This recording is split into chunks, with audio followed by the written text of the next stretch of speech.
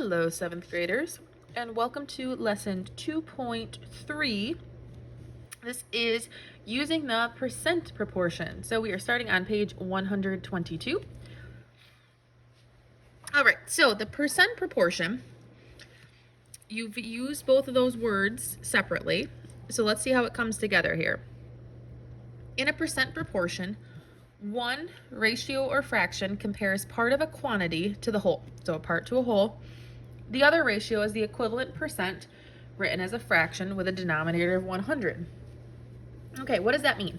Well, that means that this is a formula that we're going to use to find either a percent, a part of a fraction, or the whole. So numerator or denominator.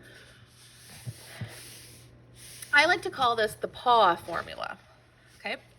And we write it like this, so I want you to write this down. So please write this down. Please copy. P over, sorry. A over W equals P. Sorry to confuse you. A over W equals P.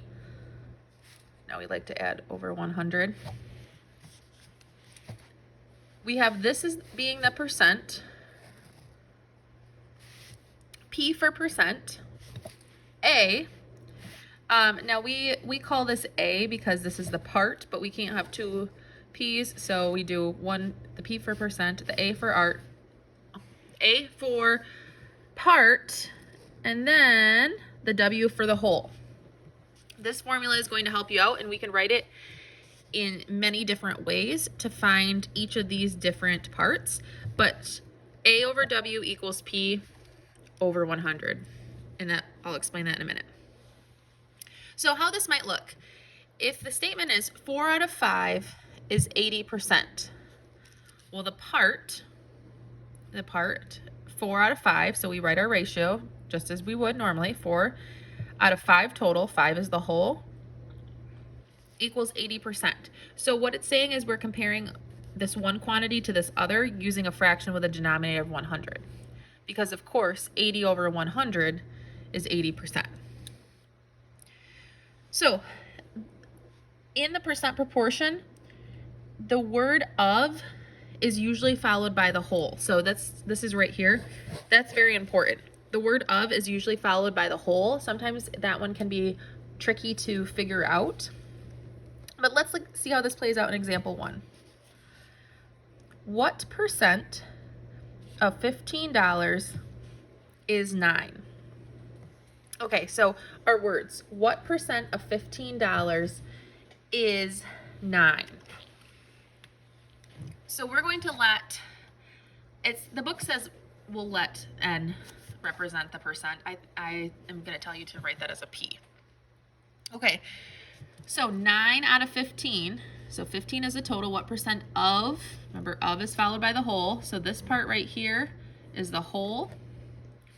This is the part. I'm going to put A for part. And we, of course, are trying to find the P percent. So we're just going to plug things in that same form. And that's what they did there, but I'm going to solve it to the side so you can see me do it. 9, which is my part, over 15, which is my whole, equals, I'm just going to say P for percent because I don't know what that is, over 100. Okay. So now what we're going to do is, because it is a proportion, when we solve, think of like cross products. We're going to multiply across. 9 times 100 is 900 equals 15 times P is 15P. I like to draw a line when I'm solving equations. Divide both sides by 15. Because I notice 15 is being multiplied, I'm going to do the opposite. And 900 divided by 15 equals 60. So P equals 60. So what that means is that $9 is 60% of 15. So my answer would be 60%. So all I did was I looked to see Okay, which one is the percent, which one's the part, and which one's the whole? Remember, whole is usually right after the word of.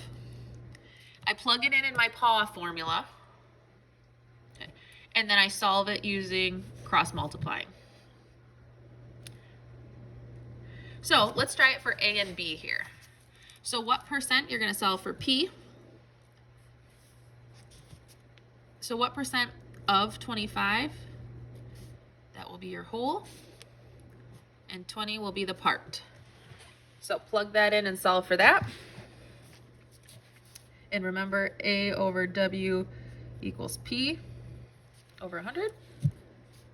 And then for part B, $12.75 is what percent of $50? That I'm solving for the percent of 50. That's going to be my whole. And $12.75 is my part. So then solve using the PAW formula for that.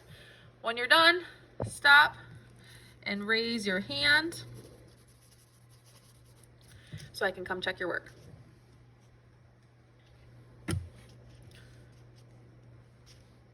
Good luck, 7th grade.